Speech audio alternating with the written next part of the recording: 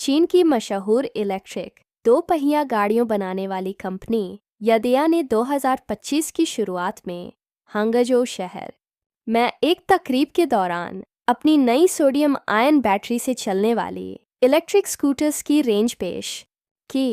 ये कदम न सिर्फ बैटरी टेक्नोलॉजी में एक बड़ी तरक्की है, बल्कि चीन की साफ और हरित तवानाई ऊर्जा की सनत इंडस्ट्री की तेज़ रफ्तार तरक्की का सबूत भी है।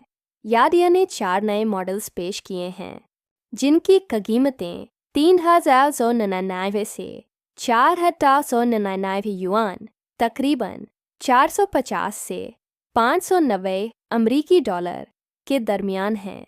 यादिया Q1 sodium ion 3,999 yuan, Yadea DE3 sodium ion 3,499 yuan, Yadea G30 lite sodium ion 3,699 yuan, ग्वानिंग Q5 सोडियम आयन 4,099 युआन। इन स्कूटर्स में यूजी कंपनी की सोडियम आयन बैटरी इस्तेमाल की गई है, जिसकी एनर्जी डेंसिटी 45 Wh/kg है और ये एक बार चार्ज करने पर 70 किलोमीटर तक का सफ़र तय कर सकती है।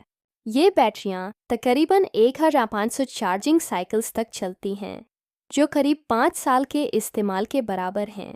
इसके अलावा ये बैटरियाँ 20 डिग्री सेल्सियस जैसी ठंडी हालत में भी अपनी बायनास्पाशित ताकत बरकरार रखती हैं, जिससे ये सर्द इलाकों के लिए भी मुफीद साबित होती है।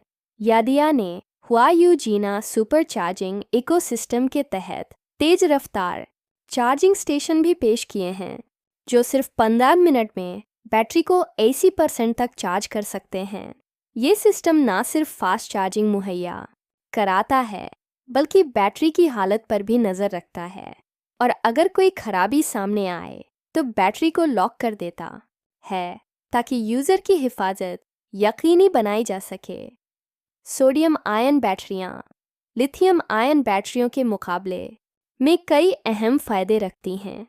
कम लागत, क्योंकि सोडियम ज़मीन में बहुतायत में पाया जाता है। माहौल दोस्त तकनीक, क्योंकि इसमें दुर्लभ धातुओं की ज़रूरत नहीं होती। सर्द मौसम में भी बेहतर कारकर्दगी देती है। हालांकि इन बैटरियों की एनर्जी डेंसिटी लिथियम आयन बैटरियों से कुछ कम होती है, जिससे लंबी दूरी के सफ़र में थोड़ी महदूदियत हो सकती है। यदिया के अलावा चीन की दीगर बड़ी कंपनियां जैसे CATL और BYD भी सोडियम आयन बैटरियों पर काम कर रही हैं। CATL ने अपनी नई नेक्स्ट्रा सोडियम आयन बैटरी पेश की है, जो 500 किलोमीटर तक की रेंज देती है और 2025 के आखिर तक इसकी बड़ी पैमाने पर पैदावार शुरू हो जाएगी। पाकिस्तान में हालांकि इलेक्ट्रिक गाड़ियों की इंडस्ट्री अभी अपने इब्तिदाई प्रारंभिक मरहले में है, मगर यादिया के सस्ते और माहौल दोस्त स्कूटर्स वहाँ की लोकल मार्केट के लिए एक दिलचस्प ऑप्शन हो सकते हैं, अगर हुकूमत EV पॉलिसी और बुनियादी ढांचे पर तवज्जो दे तो इस तकनीक को आगे बढ़ाया जा सकता है। यादिया के सोडियम आयन बैटरी से चलने वाले स्कूटर्स न सिर्फ जदीद टेक्नोलॉजी की मिसाल हैं, बल्कि ये माहौल की हिफाजत और पायदार तवानाई के इस्तेमाल की तरफ भी एक बड़ा कदम है।